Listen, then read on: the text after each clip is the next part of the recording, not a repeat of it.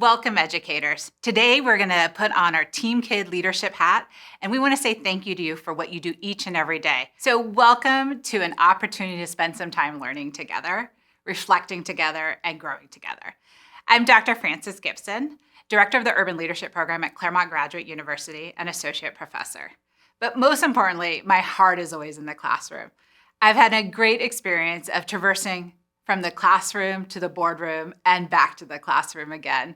So I hope to bring together some research and practice, some opportunities and reflection, and most importantly, honor the work that you do each and every day, changing the lives of students and communities. So to orient you to this learning series, we've got 4 incredible modules. The first part is building a landscape together. We're going to look at some Team Kid mindsets. 1, we want to frame what's happening out there. What's the landscape? You know this best, but let's also connect to the research, practice, and what it means for the kiddos in your classroom. Part 2, we're going to take a look at caring. What does it mean to really be in a space where relationships matter? What does it mean to be a caring educator? How can we lift up practices and share them with one another? We're going to dig into some social emotional learning and really look at social emotional learning from an all means all strategy, meaning supporting students and supporting the adults in our system.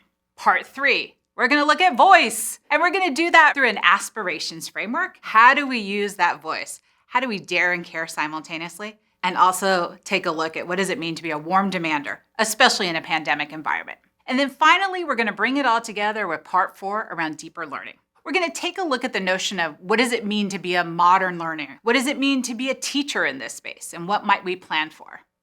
From that space, we're going to take a deep dive into looking at deeper learning. We're then going to look at it even more deeply through an equity rose perspective. And then lastly, we're going to bring it all together with the science of learning development. So let's get started with part 1, Team Kid.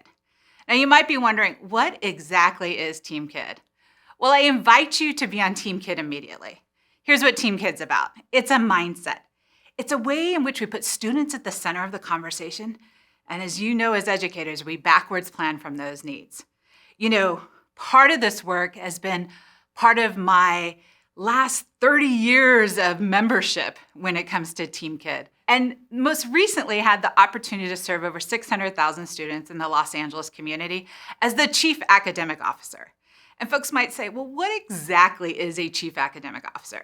Well, I'd like to reframe it and offer this same title to you. It's really about being a Chief Opportunity Officer. And I want to thank Chancellor Francisco Rodriguez with the LA Community College District, because he challenges us every day to reframe our work as COOs. So update that email line, update that business card if you're still using paper, and retitle yourself as a Chief Opportunity Officer in your classroom. And in doing so, I want to thank you for being a hero. You know, a wise mentor said, as educators, we have no choice to be a hero. The only choice we have is to decide what kind of hero we are going to be. And our students are also incredible heroes. In the spirit of the International Society for Technology and Education, something we've all become very accustomed to in this environment, our students are empowered learners. They're innovative designers. They have a growth mindset. They are computational thinkers, and they are college bound. In fact, they are working towards destination graduation because you have anchored them in a primary promise to strong literacy, caring, using voice in your classroom, and planning as amazing educators. So let's talk about this plan. What a couple of years we've had. And when we know that we have even more adventures ahead of us. So I think back to that spring. Well, actually, 2 springs and perhaps more to come.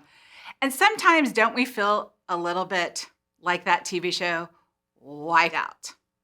So kind of think for a moment, what might you know about this show, or what might you activate in your mind? Well, there's lots of folks who come to this show with a sense of efficacy.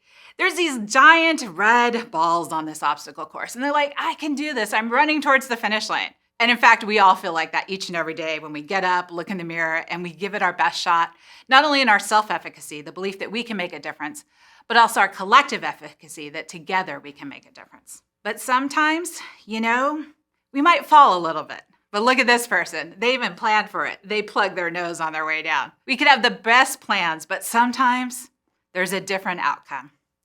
And then quite frankly, sometimes don't you just feel wiped out? But as educators, we get back up with that mindset and we center our work around students. So I'd like you to think for a moment, Thinking about your study guide, jot down some notes. What are those big red balls that you overcome each and every day? Are they the ways that you meet the multilingual needs of your students? Are they the ways that you reach out to families?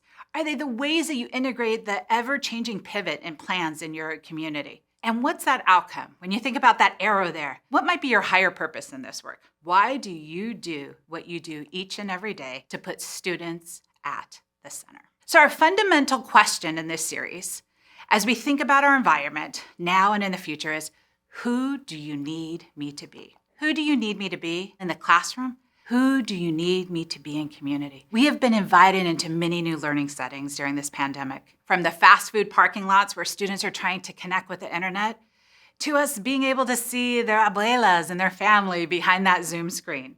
We have had the opportunity to connect in new ways and to learn more about the new learning settings, the places in which learning occurs. And so esteemed colleague and our state board president, Linda Darling-Hammond, huge fan of her work with the Learning Policy Institute, was published in Forbes magazine. She was asked, what are the things that we should be looking forward to? What should we be mindful of?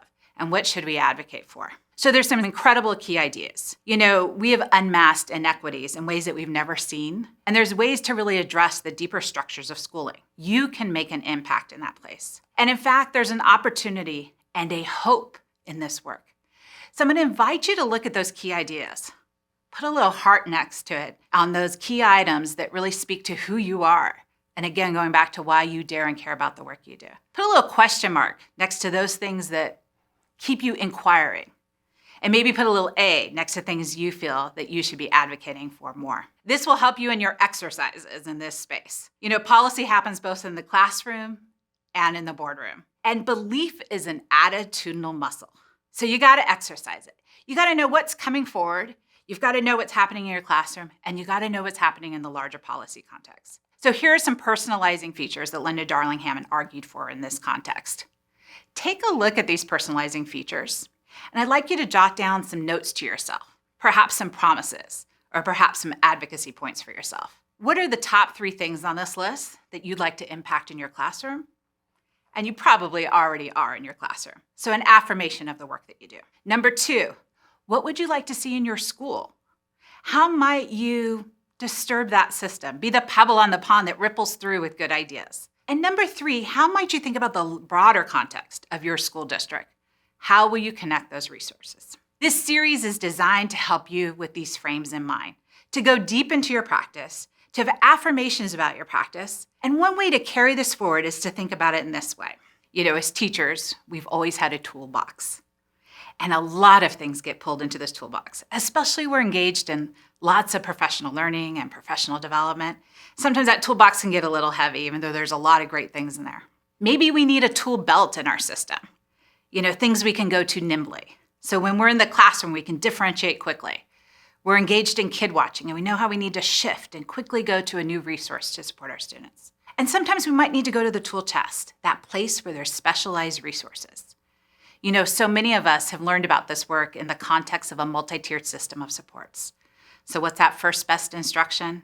Those things we can go to real quickly on that tool belt. What might we do with a tier 2 supportive services with our toolbox? And how do we get to those tier 3 supports with the tool chest? As we continue the learning together, will you be holding on to a toolbox? Might you be wearing a tool belt? Or might you be seeking out a tool chest? Let's hold on to those ideas as we continue our learning in our next module.